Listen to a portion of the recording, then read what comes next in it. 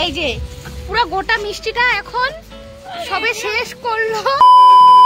Hello বন্ধুরা, তোমরা সবাই কেমন আছো? আশা করি সবাই খুব ভালো আছো। তো অনেকদিন ধরেই ভাবছিলাম যে একটু দূরে কোথা থেকে ঘুরে আসা যাক। তো আমরা এই সানডে প্ল্যান করে ফেললাম একটু দূরে যাব। তো আমরা সবাই মিলে বেরিয়ে পড়েছি নেপালের উদ্দেশ্যে। কিছুদিন ধরেই দেখছি নেপালের একটি জায়গা ভীষণ ফেমাস হয়েছে। তো আমরা ভাবলাম আমরাও একটু ঘুরে আসি। তোমরা যারা গিয়েছো তারা তো জানোই কতটা সুন্দর জায়গা, আর যারা যাওনি তারা ব্লগটি দেখলে অনেক হেল্প পাবে। আমরা বাড়ি থেকে বেরিয়ে ডাইরেক্ট চলে এসেছি গৌরনীতায় মিষ্টান্ন ভাণ্ডারে। তো যেহেতু আমরা সবাই মিলে বাড়ি থেকে রান্না বান্না করে নিয়ে যাচ্ছি, তো আমাদের ডিপার্টমেন্টে ছিল মিষ্টি নেওয়াটা। তো ওখান থেকে মিষ্টি নিয়ে আমরা এখন রওনা দেব। নেপালে যেতে গেলে অনেক রকমের প্রসেস আছে। তোমরা আমার ব্লগটি ফার্স্ট থেকে লাস্ট অবধি দেখো, তাহলে তোমাদের অনেকটা হেল্প হবে। নেপালে যেতে গেলে কী কী করতে হয় সেগুলো সব কিছু আমি তোমাদের সাথে শেয়ার করব। আর যদি ভালো লাগে তাহলে অবশ্যই আমার ব্লগটিকে লাইক করে দিও আর কমেন্ট করো, আর আমার চ্যানেলটিকে সাবস্ক্রাইব করতে ভুলো না। এখানে দেখতে পাচ্ছ আমি আর দীপ স্কুটিতে আছি, আর রাজ আর প্রীতি বাইকে আছে, আর তার পেছনে আছে আমার মামা মামি ভাই বোন পুরো ফ্যামিলি, ওরা আছে বড় গাড়িতে। ওখানে গিয়ে একবারে সবার সাথে দেখা হবে, তার আগে আমরা কোথাও দাঁড়াবো না এটাই ভেবেছিলাম। তো আমরা চলে এসেছি নেপাল বর্ডারের কাছে। এখন আমরা নেপাল বর্ডারটা পার করে নেব। এই হচ্ছে নেপালের বর্ডারের ব্রিজ। তো আমরা বর্ডারটা ক্রস করে নিয়েছি। ওই ঘটনা তোমাদের লাস্টে শোনাবো যে বর্ডারের সামনে আমি কেন ভিডিও করলাম না বা করতে পারলাম না। আর এই যে আমার বান্ধবী রাধা আর তার হাজব্যান্ড পিন্টু, ওরা আমাদের আগেই বেরিয়েছিল, এই জন্য ওরা অনেক আগেই পৌঁছে গিয়েছে। এখন আমরা সবাই একসাথে চলে আসলাম। আর এই জায়গাটা হচ্ছে গাড়ির পারমিশন নিতে হয়। আমরা যেহেতু অন্য দেশ থেকে যাচ্ছি আরেকটা দেশে, তো আমাদের যাওয়ার জন্য পারমিশন নিতে হয়। দেখো এখানে প্রচুর ভিড়, আর এখানে আসলে পরে মোটামুটি 1 থেকে 1.5 ঘন্টা টাইম লেগেই যায়। তো আমরা দাঁড়িয়ে আছি এখানে। আর এখানে অনেকটা বড় একটা ঘটনা হয়েছে, ওটাও তোমাদের লাস্টে বলবো। যেহেতু অনেকটা টাইম লাগছিল, তো আমরা একটু ছাওয়াতে বসে সবাই মিলে রেস্ট করছিলাম। তো এখান থেকে একটা গাড়ি আমরা রিজার্ভ করে নিয়েছি। এখন এখান থেকে এই গাড়ি করে আমরা ডাইরেক্ট পার্কে যাব। যেখানে গাড়ির পারমিশন নিতে হয় ওখান থেকে পার্ক যেতে প্রায় আধা ঘন্টার মতো টাইম লাগে। তো এখানে আমি একটা কিছু বলছিলাম, তো যেহেতু বাইরের ভীষণ আওয়াজ আর গাড়িতে গান চলছিল, সেই জন্যই আমি তোমাদেরকে আমার ভয়েসটা আর বাকি সবাই যা যা বলছে ওই ভয়েসটা শোনাতে পারছি না। এই দেখো শেষমেশ আমরা চলেই এসেছি নেপালের হ্যাপিল্যান্ড পার্কে। তো মেইন রোড থেকে অনেকটাই ভেতরে ঢুকতে হয়। ওখানে অ্যারো চিহ্ন করাই আছে, তোমাদের কোনো অসুবিধা হবে না। অ্যারো চিহ্ন দেখে দেখে তোমরা সোজা যেতে থাকো। আর যেহেতু আমি বললাম যে আমরা দুর্গাপূজার 1 মাস আগে গিয়েছিলাম, তো সেজন্য পরিবেশটা এতটাই সুন্দর ছিল। দেখো আশেপাশে কত কাশফুল। আমি সবসময় ভিডিওতে ফটোতেই দেখেছি কাশবন, এরকম ঘন কাশবন আমি কোথাও দেখিনি, কিন্তু ওখানে মানে তুমি যেদিকেই তাকাবে সেদিকেই কাশবনে ভর্তি। তোমার মানে দাঁড়িয়ে মানে মনে হচ্ছে অনেকক্ষণ ধরে তাকিয়েই থাকি কাশবনের দিকে। তো যাওয়ার সময় যেহেতু অনেকটা লেট হয়েছিল, তো আমরা দাঁড়াতে পারিনি ফটো তোলার জন্য। আসার সময় ভেবেছিলাম একটু দাঁড়িয়ে ফটো তুলবো। এখন আমি পার্কে ঢুকবো। এইখানেও আমি কি বলছিলাম সেটাও তোমাদের শোনাতে পারলাম না, কারণ আশেপাশে এত আওয়াজ হচ্ছিল। আর আমি যেহেতু মাইক নিতে ভুলে গিয়েছি, তো ফোনেই ভিডিও করছি। আর এই দেখো পার্কে ঢোকার সময় এরকম একটা টাওয়ারের মতো আছে। আর পার্কটা দেখো বাইরে থেকে যেরকম সাজানো, ভেতরটা তো আরও সুন্দর করে সাজানো। আর আমার ভিডিওটা দেখে তোমরা কিন্তু অবশ্যই কমেন্ট করে জানিও যে তোমাদের পার্কটা কেমন লাগলো, আর তোমরা কে কে গিয়েছো সেটাও আমাকে জানিও অবশ্যই কমেন্ট করে। আর এই ছোট ছোট জিনিসগুলি আমি তোমাদের ভিডিওতে দেখিয়েছি, কারণ আমার ভীষণ ভালো লেগেছে পার্কের এই ছোট ছোট জিনিসগুলো, এত সুন্দর করে সাজানো গোছানো। আর এইখানে সবাই টিকিট কাটতে ব্যস্ত, আর আমি আমার টিকিট পেয়ে গিয়েছি। এখন আমি যাব ভিতরে। যেহেতু আমি গরমকালে গিয়েছিলাম, ওখানে যাওয়ার সাথে সাথে এতটা গরম লাগছিল যে আমি থাকতেই পারছিলাম না, একটু হাওয়া খেয়েই নিলাম সবার মাঝখানে। আমি তোমাদের বলবো যে হ্যাপিল্যান্ড পার্কে তোমরা কেউ গরমকালে যেও না, কারণ আমরা যেই টাইমে গিয়েছি ওই টাইমে ভীষণ ভীষণ গরম ছিল, আর যেহেতু খোলা এক আকাশের নিচে একটি পার্ক, তো সেই জন্য তুমি যেখানে ঘুরতে যাও, ফটো তুলতে যাও বা রাইড করতে যাও, তোমার খুব অস্থির করবে। আমার তো গরম বেশি লাগে, এটা স্বাভাবিক, কিন্তু আমরা মেয়েরা কি হই, যখন কোথাও ঘুরতে যাই সেখানে আমরা চুলটা খুলে রাখি, খুলে ফটো তুলতে হয় আমাদের। তো সেরকম ওই জায়গায় গিয়ে আমরা চুল খুলে ফটো তুলতে পারছিলামই না, এত গরম ছিল। আর ওখানে ছাওয়ার মতো কিছু যে আমরা একটু রেস্ট করব ওরকম খুব কম ছিল, কারণ এত বড় পার্কে ঘুরতে গেলে আমাদের রোদের মধ্যেই ঘুরতে হবে, করার কিচ্ছু নেই। তো তোমরা নেক্সট টাইম যদি কেউ যাও তাহলে অবশ্যই এই ঠান্ডার সিজনেই যেও। আর এই দেখো আমি একটা দোলনা পেয়ে গেছি, দোলনাতেও বসে পড়েছি, আর সাইডে দেখলাম একটি পাখির বাসা। তো ওখানে রাজ ফটো তুলছিল, আমি তো ওকে সরিয়ে দিয়ে নিজে ফটো তুলতে বসে গেলাম, মানে কতক্ষণে আমরা ওখানে গিয়ে ফটো তুলবো। তো আমি ওখানে একটু পোস্ট টোস্ট নিলাম। শেষমেশ আমরা পৌঁছালাম পার্কে, অনেক কষ্ট করে পৌঁছালাম, কারণ হচ্ছে আমরা বাইক নিয়ে এসেছি।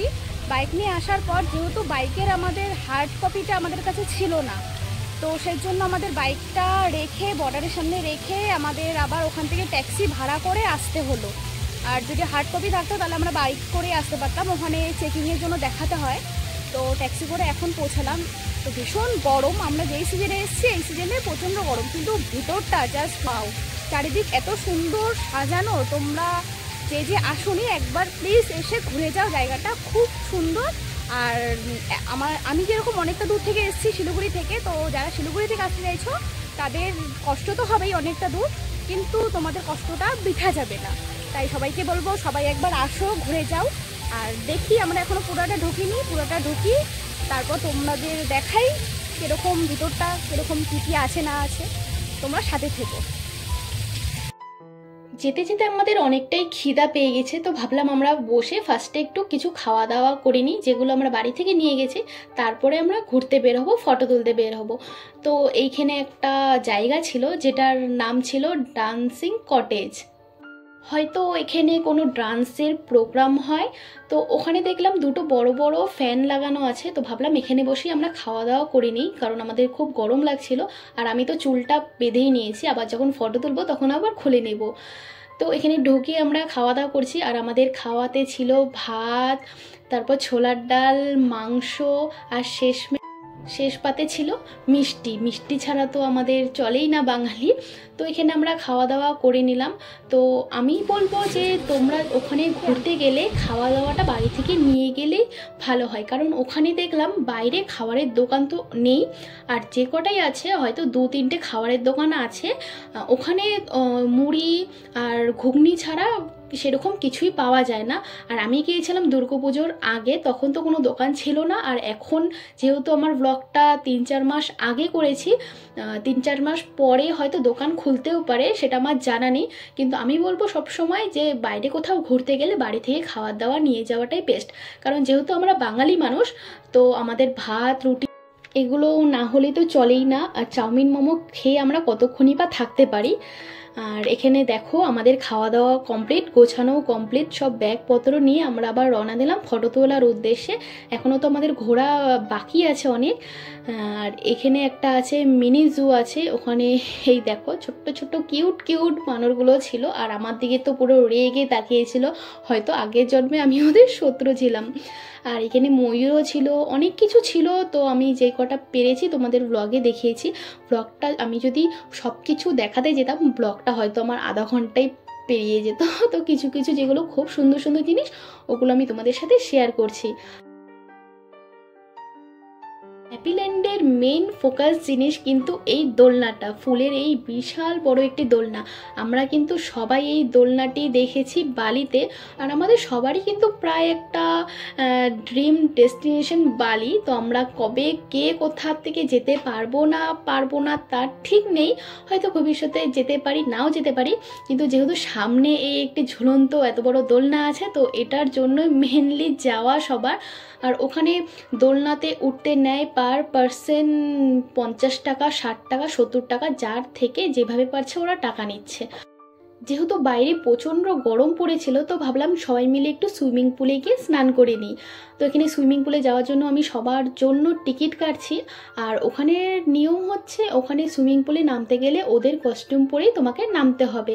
আমাদের এখানেও তো ওই রকম কোনো ব্যাপার নেই, আমাদের এখানে যেরকম কস্টিউম পরে আমরা যেতেই পারি, কিন্তু ওখানে তা না, ওখানে ওদের কস্টিউম পরে নামতে হবে। তো আমরা ওখানে আর কি করব, ওদের কস্টিউমটাই ভাড়া করে নিয়ে নিলাম। আর এখন আমরা মেয়েরা যাচ্ছি মেয়েদের রুমে একটু চেঞ্জ করে নেব, আর ছেলেরা আগেই চলে গিয়েছে ওদের রুমে চেঞ্জ করতে। এই আমরা চেঞ্জ করে চলে এসেছি, এখন আমাদের মজা করার পালা। এইবার ফোনটা তো আমি ভেতরে রেখে দেবো, আর ভিডিও করতে পারিনি। তো স্নান টান হয়ে গেল, এইবার যাচ্ছি এত সুন্দর একটি তাজমহলে। আর এটাও ঠিক আমরা তাজমহলে কবে যাব না যাব ওটার কোনো ঠিক নেই। তো যেহেতু সামনে একটি তাজমহল দেখেছি, তো আমি তাড়াতাড়ি করে চলে গেছি তাজমহলে ফটো তুলতে। আর আমি এটাই বলবো তোমাদের, যদি হ্যাপিল্যান্ড পার্কে তোমরা যাও তাহলে অবশ্যই সকালবেলা যাবে। বাড়ি থেকে বের হবে তোমরা অনেক সকালে, কারণ আমরা বেরিয়েছিলাম 11টার সময়, যেতে যেতে আমাদের অনেক টাইম লেগেছিল, তো আমরা পুরো পার্কটা ঘুরে শেষ করতে পারিনি। আর রাধার পিন্টু উপরে উঠে গেছে স্লাইডিংয়ের জন্য। তো এখানে রাধা তো আগেই স্লাইডিংয়ে চলে গেছে, আর পিন্টু যেতে ভয় পাচ্ছিল। আর তোমাদের আগেই বলেছিলাম যে আমার কাশবনে ফটো তোলার খুব ইচ্ছে ছিল, তো আমি ওখানে ফটোও তুলে নিয়েছি, আর কিছুটা কাশফুলও নিয়ে নিয়েছি বাড়িতে নিয়ে আসবো বলে। অবশ্য কাশফুল নিয়ে আসতে পারিনি আমরা, কারণ রাস্তায় এতটা বৃষ্টি ছিল, বৃষ্টিতে সব ভিজে গিয়েছে। দেখো আকাশটা এত খারাপ করেছে। আমরা যারা গাড়িতে, বড় গাড়িতে গিয়েছে তাদের তো ঠিক আছে, আর যারা বাইকে গিয়েছে তাদের খুব টেনশন হচ্ছিল যে আমরা কিভাবে এত বৃষ্টিতে বাড়িতে আসব। আর এইখানে আমাদের ব্রিজের আগেই নামিয়ে দিয়েছে, যেখানে বর্ডার তার আগেই নেমে পড়েছে। ওখানে হেঁটে হেঁটে আমরা বর্ডারটা ক্রস করে কোনো মতে বাড়িতে চলে আসলাম। শেষমেশ চলে আসলাম আমি আমাদের দেশে। আর এখানে এসেই ভাবলাম কিছু খাওয়া যাক, তো গৌরনিতাই মিষ্টান্ন ভাণ্ডার থেকে আমরা সবাই মিলে একটু খাওয়া দাওয়া করলাম। দেখো সকালে যাওয়ার সময় কত রকমের মিষ্টি ছিল, ভরা ছিল। আর আমরা বিকাল বলতে তাও 7টার সময় এসে দেখি অনেকটাই ফাঁকা। তো এখানে নিয়ে নিয়েছি আমরা সিঙ্গারা, মিষ্টি, চা, সবাই মিলে খেতে বসে পড়েছে। এবার শুরু, এবার বলো। আমরা পৌঁছালাম এখানে, অনেক বাধা বিপত্তি পার করে আমরা পৌঁছালাম বৃষ্টির মধ্যে। রাধা আসছে,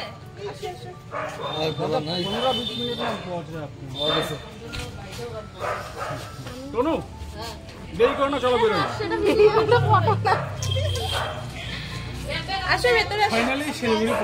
ফাইনালি কি অন্য দেশ থেকে নিজের দেশে আসলাম।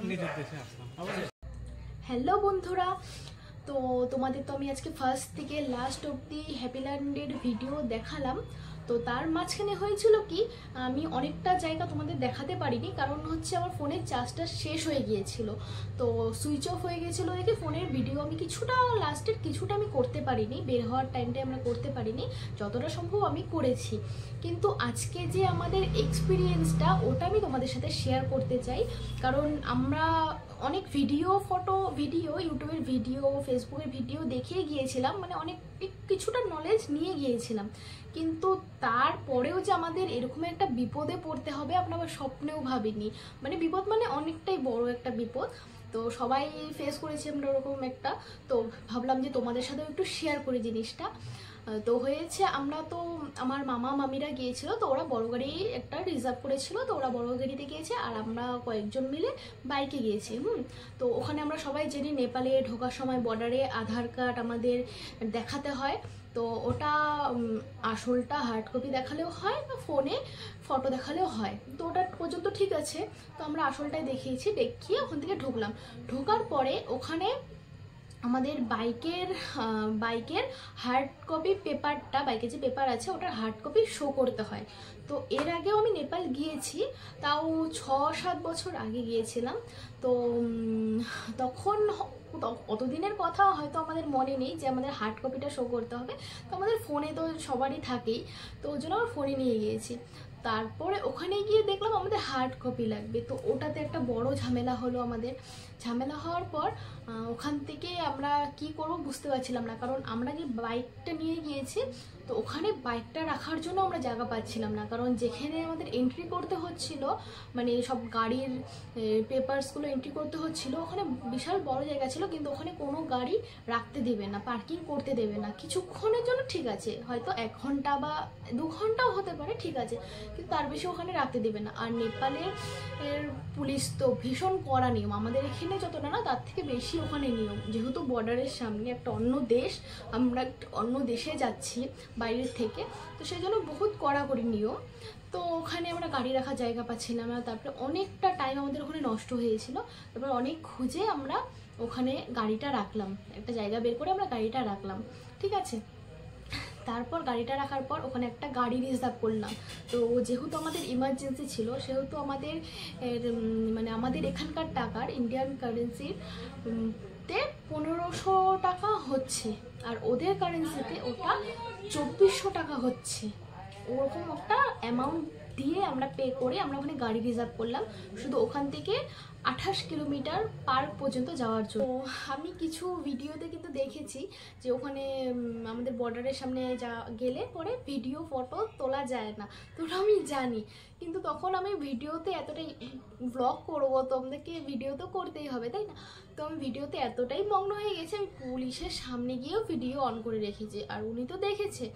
দেখার পর আমার মোবাইলটা নিল, নেওয়ার পর যে কটা বর্ডারের সামনে ভিডিও ছিল, এত ভালো ভালো ভিডিও ছিল, ওগুলো সব ডিলিট করে দিল। তা আমি তো কিছু বলতে পারবোই না, কারণ উনিও বলছে যে ওনাদের সেফলির জন্য এটা করতেই হবে, ঠিক আছে। উনি ভিডিও টিডিও আমাদের ডিলিট করে দিয়ে হলো, ওটা আমরা করে তারপর গেলাম ওখানে পার্কে ঢুকলাম। তারপর পার্কে ঢুকে তো আমরা অনেক ঘুরলাম, মজা করলাম, ভীষণ মজা করেছি। তোমাদের ফার্স্টে ঢুকতে আমি বলেছি যে পার্কটা ভীষণ সুন্দর, পার্কের যে ভিউটা আছে, অ্যাম্বিয়েন্স খুব সুন্দর, কিন্তু গরমটা বেশি। হয়তো আমরা যদি নভেম্বরে যেতাম তাহলে হয়তো একটু ঠান্ডা পেতাম, ঠিক আছে, তাও গরমটা বেশি। তো ওখানে আমরা ঢুকলাম, ঢোকার পরে একটু ঘুরলাম, ঘুরে আমার তো ফোনের চার্জ শেষ হয়ে গেছিলো, লাস্টে ভিডিওটা করতে পারিনি। আর জায়গাটা না, আমরা যদি ঠান্ডা দিনে যেতাম তাহলে হয়তো আর একটু ঘুরে ফটো ভিডিও করতে পারতাম। তো যেহেতু গরম পড়েছিল, আর আমরা তো খাওয়া নিয়ে গিয়েছিলাম, যার জন্য আমরা শুনেছি নেপালের খাবারের প্রচুর দাম। তো আমরা ওখানে গেলাম, 130 টাকা পার হেড নেয়, 130 টাকায় আমরা ওখানে একটা রাইড পাবো। তো ওই রাইডটা করেছে, সবাই করেছে, আমি বাদে, কারণ আমার ভয় লাগে, ওই রাইডটা করতে পারিনি আমি। তারপর ওখান থেকে হওয়ার পরে আসলাম, যখন আমরা আসলাম গাড়িতে, তো প্রথমে আমাদের গাড়িওয়ালা বলেনি যে ওনার অনলাইন পেমেন্ট নেই। তো পরে যখন গাড়িতে আমরা পৌঁছালাম ব্রিজের সামনে, যে আমাদের নামাবে, যেই গাড়িটা আমরা বুক করে 1500 টাকা বুক করে গিয়েছিলাম, উনি বলছে ওনার অনলাইন হয় না। তো আমাদের কাছে ক্যাশটা খুবই কম ছিল, কারণ এখন অনলাইনের জামানা, তো যেন আমরা অনলাইন ক্যাশ নিয়ে গিয়েছিলাম, যে ওখানে শেষ হয়ে গিয়েছিলো ফেরার পথে। তো তারপর ওখানে একটা ঝামেলা হলো। তো আমি বলবো যে তোমরা যারা হ্যাপিল্যান্ডে বাইক নিয়ে যাচ্ছ, তারা আগে থেকে ভালো করে একটু রিসার্চ করে নিও, আমাদের মতো ভুল করো না, কারণ আমাদের যেটা বাজেট ছিল তার থেকে অনেকটাই বেশি খরচা হয়ে গিয়েছে। কারণ হচ্ছে নেপালের খাবারের দাম প্রচুর বেশি, খাবারের দাম কেন, সব কিছুরই দাম বেশি ওখানে। তো তোমরা যারা গিয়েছো তারা একটু ভালো করে একটু, তোমরা তো জানোই যারা গিয়েছো, যারা গিয়েছো তারা তো জানোই, আর যারা যাওনি তারা ভালো করে একটু রিসার্চ করে যেও, কারণ আমিও রিসার্চ করেছি, আমি অনেক ভিডিও দেখেছি, বুঝেছি ব্যাপারগুলো, কিন্তু তাও কোনো লাভ হয়নি, অনেক বিপদের মধ্যে দিয়ে আমরা এসেছি। ঠিক আছে, আমরা ভালো মতো বাড়িতে পৌঁছেছি, এটাই অনেক। তো এরপরে নেক্সট বার আবার যখন কোথাও যাব, আশা করি এরকম আমাদের সাথে না হোক। তো তোমাদের যদি ভিডিওটা ভালো লাগে তাহলে অবশ্যই ভিডিওটা লাইক করে দিও, আর কমেন্টস করে জানিও, আর সাবস্ক্রাইব করে দিও আমার চ্যানেলটি। আজকের মতো এইটুকুই, টাটা।